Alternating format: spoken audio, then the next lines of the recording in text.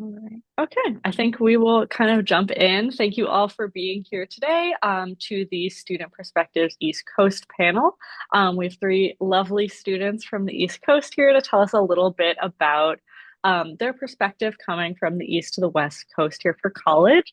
Um, I'll start us off with asking a couple of preliminary questions, and then from there, please utilize the Q&A box to ask any questions you may have. And my name is Eleanor. I am one of the admission counselors here at Reed, and I work with students from the DC, Maryland, Virginia, and Pennsylvania areas. But to kick us off, Spencer, do you want to tell us a little bit about where you're from, what you're studying, your year here at Reed, and then I guess we'll kind of go popcorn style. Yeah, hi, I'm Spencer. My pronouns are he, him. I am a junior linguistics major, and I'm from Brooklyn, New York, and I went to Friends Seminary for high school. Cool. All right, Gigi, do you want to go next? Hi, my name is Gigi. I she, they pronouns. I'm an anthropology major with a minor in comparative race and ethnicity studies in my third year.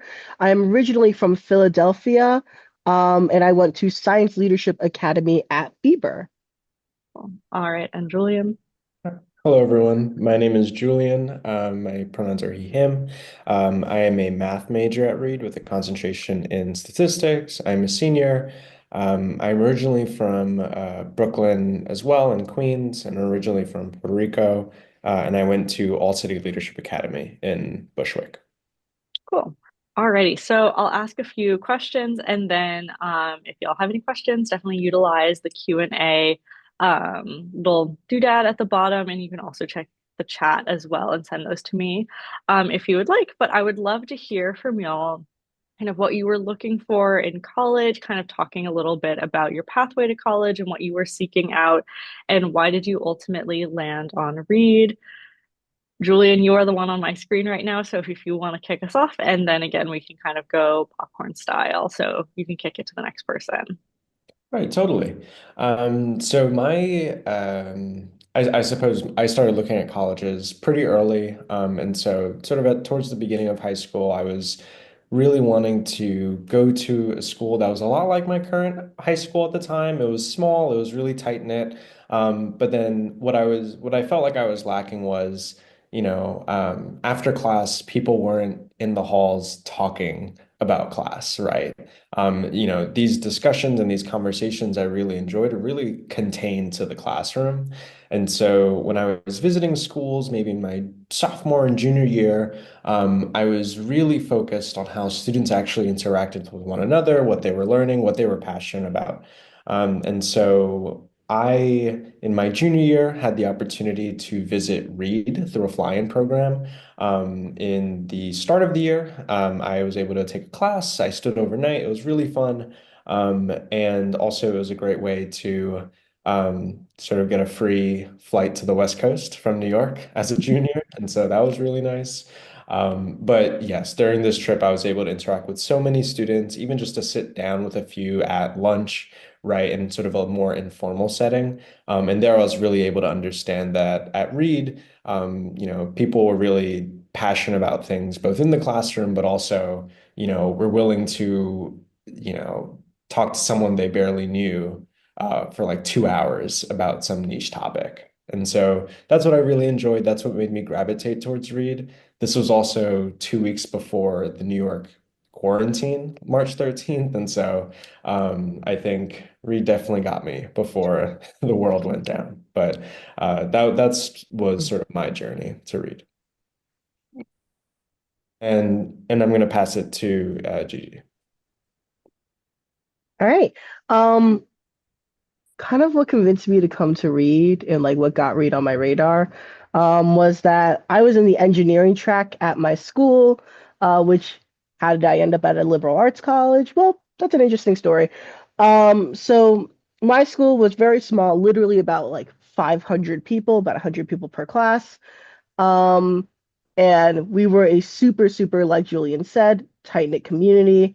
Um, and the nicest thing about a tight-knit community that I was looking for in a college was that a lot of things kind of supersede your personal connections supersede like institution rules. So like a great example of like here at Reed, like I think traditionally you're supposed to go on to Solar, which is our like kind of class roster, and like sign up for the class, even though there might not be a lot of space in the class. What you can do as a Reedy is you can just walk into the professor's class and ask them to be in the class, and more than likely they will say yes.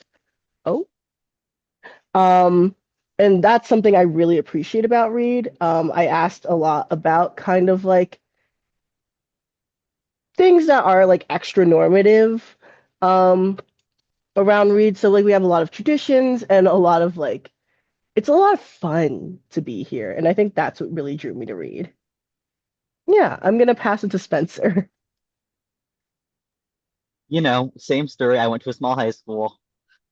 Um, and I knew that I was looking for a small school, a liberal arts school, and I wanted it to be in a city. I knew that I could not leave a city, especially considering I cannot drive. So being in a place that I could either walk or have access to public transportation was like a really big factor for me. So a lot of the schools I looked at looked very similar on paper.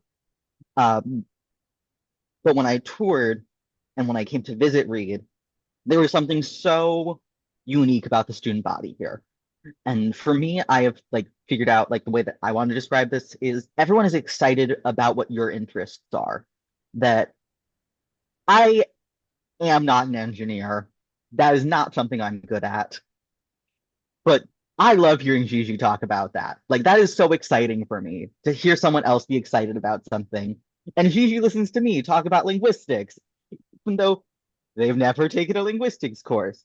And that's kind of just the culture at Reed, that we are excited to hear what excites you. And that's reciprocated. And I don't really know anywhere else where that's the culture for every student. That it's harder to find someone who's not going to be interested in what you're saying than it will be to find someone who is. And for me, that was like a really big, lovely factor of Reed that I could just tell by the student body. And honestly, professors are the same way. It's really easy to derail a class with like, hey, let's talk about this thing that just makes the professor excited or something that excites you. And that can derail a class. Awesome. Great. Thank you all for sharing that. Another question I have for y'all is, maybe could you talk a little bit about your transition from the East Coast to the West Coast? What was exciting? What stood out to you? What were you feeling? All of that good stuff. Spencer, you're the one on my screen right now. Do you want to kick us off? Yeah, so I certainly had a weirder experience. Like I don't have like the most normal transition experience from like where I was to college. Because for me, I was living alone, I was paying rent, I was working 40 hours a week, and I had my own place. So for me, I went from basically being a completely independent person to going to college. Uh, so for me, I found that it was a little more difficult to like adapt to having supervision again in some way, shape, or form when I wasn't.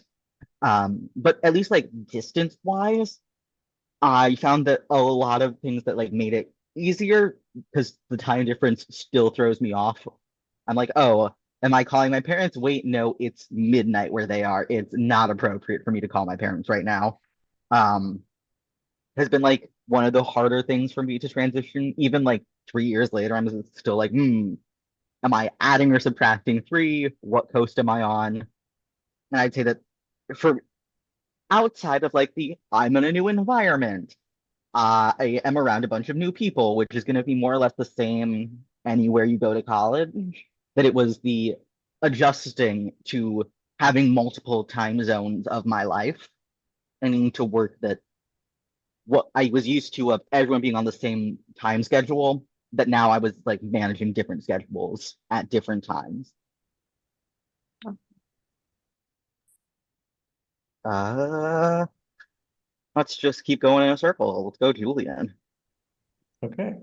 I think this might apply to anybody coming from a city anywhere, but I one of the biggest points of my transition was in terms of getting around Portland. Coming from New York, I was used to sort of knowing the streets, knowing the blocks, knowing where I am and having comfort in the fact that I can sort of explore a city that's my own. And so coming to Portland and, again, also not knowing how to drive, not having a car, but being able to, easily bike around the city, bike around the surrounding metropolitan area as well. Going to new restaurants or events every weekend by bus or our TriMet sort of light rail system. I think that really enriched my first year experience and continues to sort of supplement my experience at Reed. I think that city going, uh, attitude sort of never left when I transitioned. If anything, it actually made it a little easier because Portland is so traversable. I think in terms of sort of East Coast versus West Coast, what I definitely noticed when I transitioned was a difference in pace. Where I felt like in places I was on the East Coast, even outside of New York, there was sort of a bustle. Things were fast. I grew up, basically virtually for 18 years walking, across from strangers on the street, never saying or hearing good morning, right? Like that's something that just didn't happen growing up. And so coming to Portland, things felt a little slower. But then also I pass people on campus all the time that I've never seen that are, just people in the neighborhood that are like, good morning, hello, things like that. And so it's the little things like that that you notice when you sort of, move right regions. But I think it's those little things that sort of define your time in a new place too. GG. I will say, I feel like my transition, like the actual timeline of my transition was a bit fraught. Um, Getting here, I got here a week early for the peer mentorship program, which is a program that is here to kind of help acclimate students who traditionally might not be used to like the collegiate space, Black, Brown, marginalized students. Um, I hit a deer on the way here, unfortunately, because I drove cross country, um, and like 3 hours into that cross country trip, I unfortunately hit a deer. Spencer knows the story very well, but even then, I feel like there wasn't hand holding. There was It's not that there was no support, but there wasn't like they're like, okay, baby, it's okay. You're gonna There was like, oh no, you just need to get here at some point. Good luck. That was really genuinely helpful. Also, because my mom was sitting next to me when I did that. So yeah, I will say as a person who takes a lot of flights, goes to a lot of countries, um, immigrates a lot, I feel like for me, going to new places is like a metric for me knowing how well I transitioned is like, can I navigate the city? Can I tell where I'm going when I get to like the bigger streets? Do I know where like my favorite places are? Do I have favorite places? Um, and I will say for me, the reason I really like Portland is because that happened a lot quicker than I'm used to. Um, for me, it only took me like a month of like walking around Woodstock and Selwood to figure out like the kind of cruise streets, or going downtown for a pho. The pho here is really good, by the way. The food here is really good, by the way. Um, Finding more cultural touchstones for me as an anthropology student and as a person of color is really important, and I found them. I sure did. And that made me feel a lot more comfortable. I feel like I strive for comfort when it came to my transition from east to west. Yeah. All right. Great. Thank you all for sharing that. I have one last question before we kind of hand it to prospective students to maybe answer or ask some questions. But what would you say has been maybe a couple of your favorite things about Portland and the West Coast in general?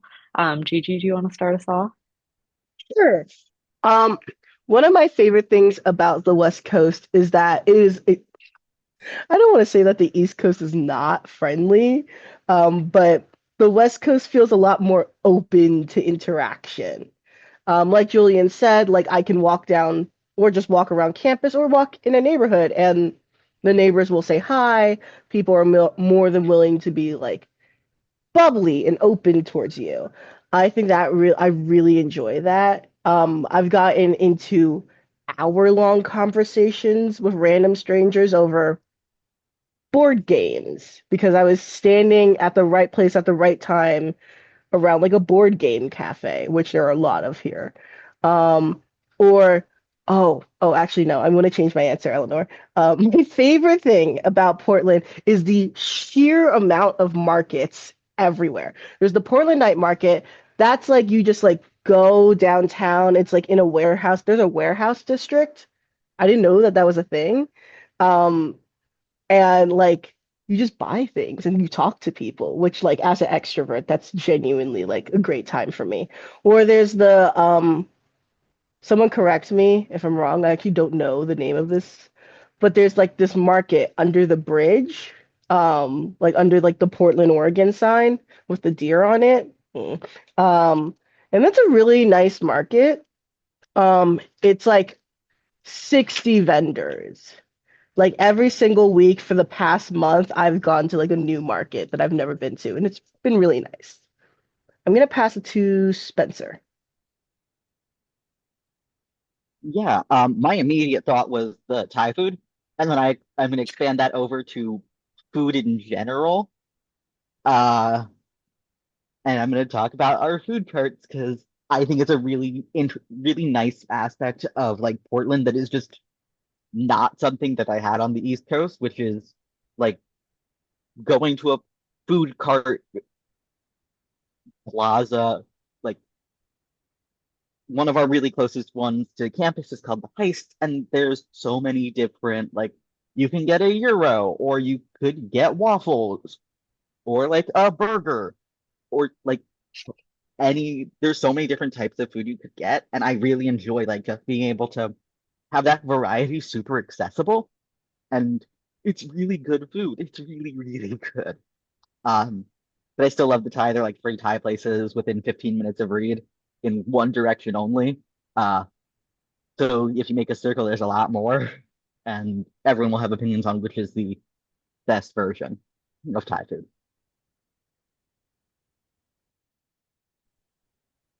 Think my favorite thing about the West Coast, I suppose specifically the PNW, the Pacific Northwest, it definitely has to be the nature and sort of our access to the outdoors. A fun fact about Portland is that development can't actually exceed the current city limit or the metro limit to a certain extent.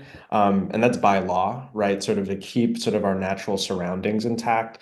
And so there are a lot of great hiking trails that are really close to the city that you don't have to, or at least in my experience in New York, you don't have to, drive an hour for or 45 minutes or to another state for, right? And so I think that's been really lovely. That's also something that I wish I sort of seized more in my time at Reed. We have an outdoors club, we have an outdoor center that's available to all students where they have a backpack co-op, basically just a bunch of equipment you might need for mountain biking, hiking, canoeing, things like that, snowboarding.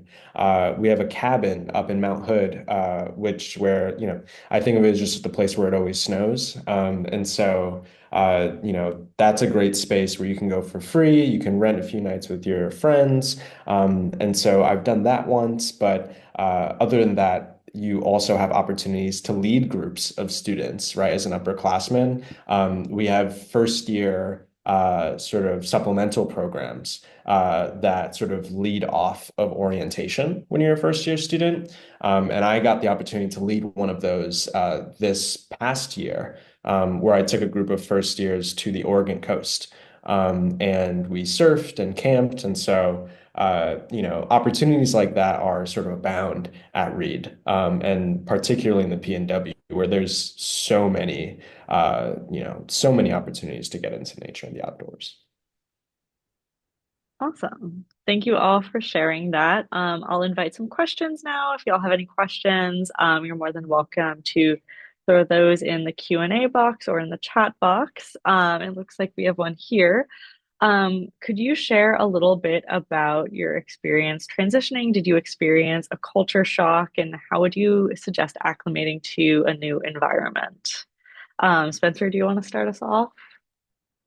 Yeah. So, uh, I'd say that different places will have different reactions culture shock wise. I know that I had a bit of culture shock of like friendliness that like the New Yorkers of us have talked about that like we were not prepped for how nice everyone is.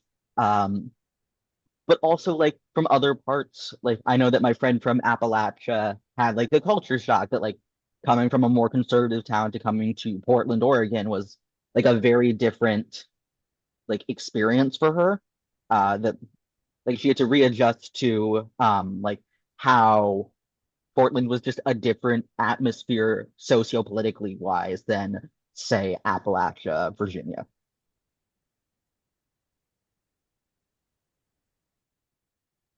Was that Sophie? Yes, yes, it is. Yeah. I would say one of the best for me, there's always a culture shock. I've been worldwide, and before heading to Reed, I was spending like 6 months just in China, hanging out, and I forgot that like this is gonna sound crazy. I forgot that Americans like talk to each other. Um, and I'm a very as you can see, I'm a very talkative person. So I would say the best way to kind of I don't know if you want to mitigate culture shock, but like to kind of tamp down the culture shock is to genuinely talk to people about their experiences, about how they're going, how their life's going. Anecdotally, it's one of the best ways also to kind of like not undo bias, but like check it. Um, for me, like one massive culture shock is that, and Spencer and Julia, you might also be able to talk to this. Actually, no, I know you will be able to talk to this. Last semester, Julia and I went bodega hunting because there are no bodegas. Well, there are. There are. No, we found a couple. We found a couple. There are three within like 2 miles of us. Um, and I do kind of miss them. I'll be so for real. But that was kind of a little bit shocking to me of like not having like cheap hot snacks like within like arm's reach of me after like travel, which I like. But yeah, Julian. Right.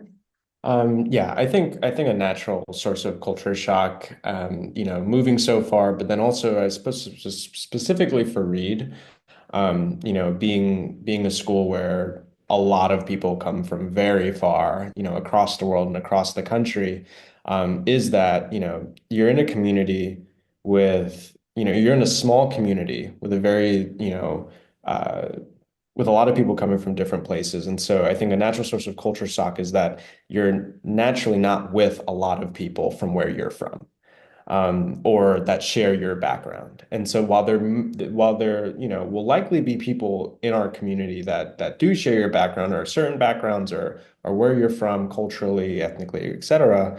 I think that sort of that initial feeling when you get to campus or in that sort of first year, it is natural. And a lot of the ways that I was sort of able to meet that is by taking a bit of home with me. I'm originally from Puerto Rico, and so I would cook for a lot of my friends, sort of traditional Puerto Rican dishes.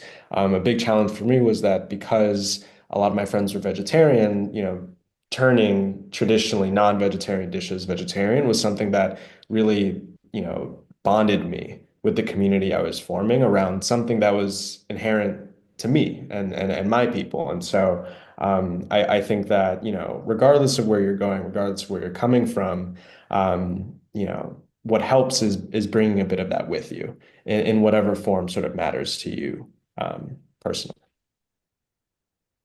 Awesome. Great. Alrighty, another question. Can you all share a little bit about your experience kind of with student life and campus life your first year? What was the dorm situation like? How did you find community spaces? Um, all of that good stuff. Gigi, do you want to start us off? Sure. Um, so I lived in third floor Nido my first year, which was 3 years ago. Oh God. And I'm not gonna lie, I did not spend a lot of time there. I loved my room. My room was pretty much the size of about the room I'm currently standing in. As well as like I liked all my hallmates. They were super, super nice. Sam and Luke are my day ones. Um, but I got adopted by an HA in Trillium. So I spent like, and Spencer can attest to this, I spent like 90% of my time there, with the other 10% probably going to class. Um, but I would say like I found community, this is going to be anecdotal. Um, First week we have like the go see what this department and major is like. So I went to go to see the physics one because I'm an engineer. Um, and I also wanted to get my mail, so I was 20 minutes late to the physics conference, and I had an ottoman balanced on my head. Um, so I left that, and one of the physics majors came running up to me and was like, oh, well, prospective physics majors came running up to me. Was like, "Do you need help?" And I was like, "No." And then their roommate also ran up, was like, "Do you need help?" And I was like, "No." And those two, one of them is currently one of my best friends, and the other I'm still really close with. CJ, I love you. Um, she did not help me with that ottoman, but she invited me over later, and the rest is history. And I think that very casual, passive way of kind of finding connections is very integral to Reed as a whole. Yeah. Oh, there's also a lot of affinity groups. I should mention that. As a person in two of them, I'm a part of Asian Pacific Islander Student Union and the Black Student Union. Actually, partially helm the Black Student Union, but um, there's a club for everyone, and I really would suggest like kind of going to their events. Yeah. I'm gonna go with Spencer.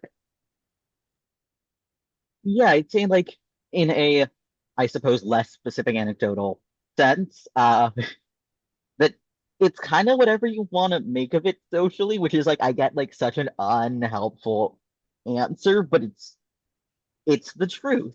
Um, I have friends who like are like, hey, you turned 21. We want to go like check out this bar near campus.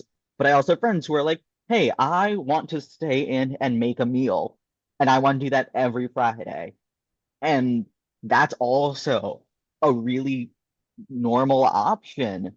Like, you find the people who y- match what you want to do with your time. There are people who will spend every every like free night that they have together like playing D&D or some board game. Some people will cook. Some people will just do homework together. Um, and it really just it depends on what you're looking for because you can find it. Because there's always going to be at least one other person who wants that here. Because we just bring those people. And I'd say often that tends to be found during like orientation week, just because it's so active in like trying to get you to talk with other people who just arrived at campus. And then you'll make your class friends, and then you'll be like, oh, this is part of my group now. And that will just keep building as you go through school.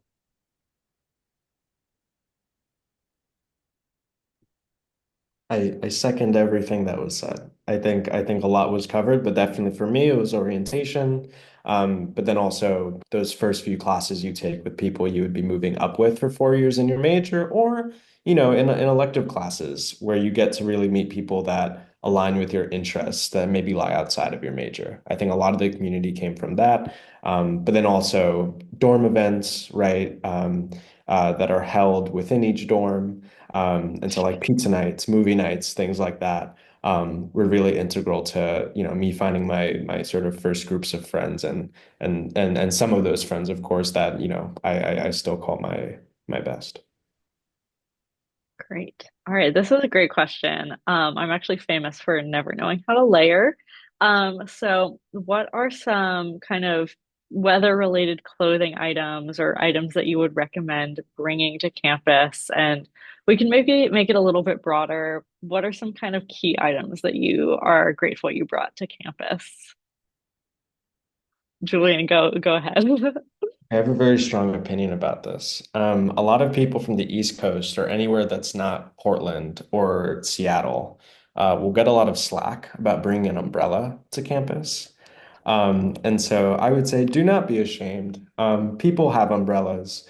And so definitely I would consider preparing for Reed as if it's going to rain tomorrow in your hometown, right? Like a raincoat, shoes that won't get damp or like seep into your socks, right? Like those are the most important things. It's mostly temperate year round. And so, like Eleanor said, right? Like layering could be nice. A rule of thumb is that coming from New York, the winters can be like, you know, 2 to 5 layers, depending on how you layer, and how frigid it is in January and February. But in Portland, it's never gotten worse than like a t-shirt, a hoodie, and a coat, in its coldest for me personally. But yeah, I would say that. But my biggest thing is just preparing for the rain, because even though it's not like downpour almost ever, it is enough that like if you're walking from class to class, you will get damp if you don't have an umbrella or a rain hood. Yeah, I'm also just gonna quickly plug the swap shop because I think that's a really lovely resource that we have. Um, so basically we have our own on-campus thrift store. Uh, except you don't buy anything, you just go in and pick things up. I've gotten some of my favorite pairs of pants that way. Uh, and like if you're like, man, it's getting cold and it's colder than I thought I would need. Uh, because I've done this, which is I was like working in events and I was like, my pants were not as thick as I thought they were. I need to go grab another layer. I went down to the swap shop, grabbed a pair of falling apart. Normally they're not falling apart. I actively looked for a pair of falling apart sweatpants and I just layered that over my pants and like that was then good. That I could just run down to grab a free pair of sweats if I needed another layer. And I love plugging the swap shop. I think it's a really great opportunity that we have. I will say for me, as a person from a tropical country, but who's also visited London, Pico has never worked so well for me. But I also agree with Julian. Please, if you want to, if you're comfortable with it, bring an umbrella. During the spring, we don't talk about this for some reason. During the spring is evil here because it's like, oh, it's sunny, it's nice. Oh, what's that cloud? And then the cloud is hailing for some reason. Um, and then no one told. So I've never seen hail before I got here. So I was like, what is this? Why is it? Why does the rain hurt? And then my friends dragged me under the library awning and were like, "This is hail." Um, Never seen hail before. That would be an umbrella thing. Um, but yeah, I would say dressed. Most Reed students dress both fashionably and comfortably, especially for the weather. I feel like a lot of people, when they think of like college, they think of like this fall, autumn place. We have a lot of ponchos and hoodies, but they also look really good. So yeah, not really something to worry about like fashion wise, I feel like for me. And also, yes, please go to the swap shop. Awesome. Yeah, the random hail is not ideal. But it only happens like once or twice, which is really nice. So I think we're gonna start winding down. So maybe our last question will be, what is, from y'all's perspective, the value of moving far away for college? What have you found to be valuable in that experience? And Gigi, since you are on the screen, do you want to kick it off for us? So I will say my parents were like, "Are you sure about the 2,500 mile away school?" And I was like, "Yeah." They were a little bit worried, but I think for me, the benefit of moving away is even though I have moved a lot in my life, I've always kind of moved either towards or with my parents. Um, and so, like, for once when I was moving out here, that was not happening. I mean, I was going to come back 4 months later, question marks. Um, but even then, I feel like for me, I don't want to say freeing, but it's a sense of like, oh, like I'm completely in control of what happens next. I will pick the flight that goes back home on whatever day. I get to choose when I go get to eat, even if it's at 3 a.m. Sorry. Or like I can choose whether or not, like Spencer said, to go out and go visit a couple bars or stay in and cook with my friends. Like that is a choice for me as an individual to make. And so I feel like for a very, very long time, it was very much a feeling of like being unleashed and like, yeah, you can just do these things.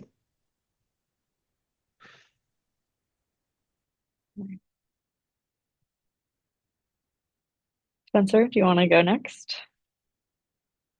Sure. For me, it was about the school. It wasn't about the distance, and uh, I got really lucky. My parent, I actively was like, I told my parents to let me make this decision myself. In part because I knew that if I had any input from them, I would always be second guessing myself on whether or not I made the right choice. Um, and for me, it was truly just I cared less about the distance. I cared a lot about the school. Um, and I don't regret going far because the school is what I need for myself in this case. That this is where I was supposed to be. And at that point, the distance didn't matter.